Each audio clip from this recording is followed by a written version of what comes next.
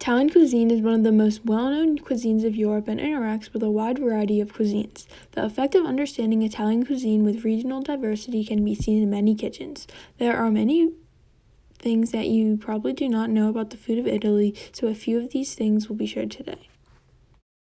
The first point being how the Italians cook their pasta and some of the techniques they use to make some of their side dishes. According to the article, The Essential Steps to Mastering Italian Cuisine on the website Serious Eats, the pasta has to be cooked just right. It's water seasoned perfectly. The starchy pasta then becomes a key component, helping to emulsify the olive oil coating into an actual creamy sauce that's rich but not greasy. This dish also teaches you to take your time, lest the garlic burn, and turn the oil acrid and harsh.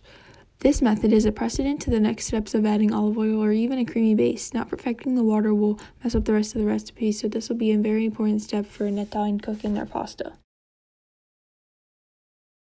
Another idea mentioned in the article, The Essential Steps to Mastering Italian Cuisine on the website Serious Eats, was that you can cook up a basic minestrone which can and should vary whatever seasonal produce you're able to find. Simply saute some vegetables in olive oil, add water, then add other vegetables to simmer. A technique mentioned in this short recipe is that Italians rely on making the most out of very little. Soup is a perfect side dish for a meal or something just small. Simplicity and just adding the right spices can really make a huge difference, according to the Italians. Another thing that might be surprising about Italian food is the kinds of beverages that they drink at certain meals. According to the article, Italian Food Customs on the website Rome-wise, in Italy, after dinner you will be asked if you want coffee. This usually means espresso. For an Italian, the idea of having a huge cup of hot steaming milk, which is a cappuccino, after a big meal is not an option. The idea of espresso after dinner is different to the mind of an American, where all kinds of coffee is usually served. However, cappuccino is still an option if you want to ask for it. Espresso is just a nice way to end the dinner and is sometimes followed by hard liquor like grappa or limoncello.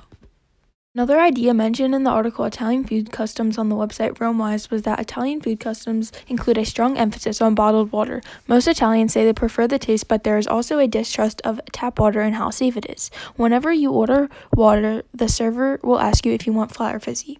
The fact that tap water is distrusted in Italy can be mind-blowing to some Americans, since tap water or filtered water is usually our main water source. Also, it is nice to know that the water is served carbonated, so you would have to ask for flat water without the fizziness. The fizz is something that Italians love since they believe it helps with digestion. Last thing that you might not know about Italian food is how it came about and how it spread to the United States. According to the article, How Italian Cuisine Became as American as Apple Pie on the website National Geographic, meanwhile, in the 1920s, nutritionists and social workers wrote and spoke frequently of Italian food, but not in a good way. They were mostly complaining about how the food is garlicky and spicy and increases a craving for alcohol. And in that era, alcohol was considered such a threat that prohibition was passed. By linking garlicky food to drinking more booze, the consensus at that point is that you have to go against Italian food. You might not have known that the Italians received a lot of hate for their type of food. The people in America did not want to introduce any kinds of food into their culture because they were content with what they already had, so they came up with excuses like these. Now Americans love wine and all the garlicky food.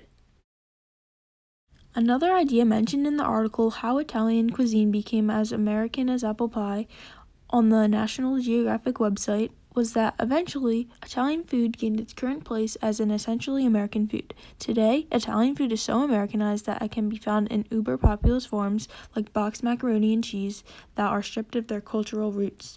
This idea really puts into perspective how difficult it is to spread an entire part of a country's culture to another. It is just crazy how the Italians went from struggling to keeping their traditions alive in the American world to their food being the typical American meals like pizza and pasta. I hope you learned something new about the exquisite cuisine of the Italians and can use this information to your advantage in the future. Thanks for listening.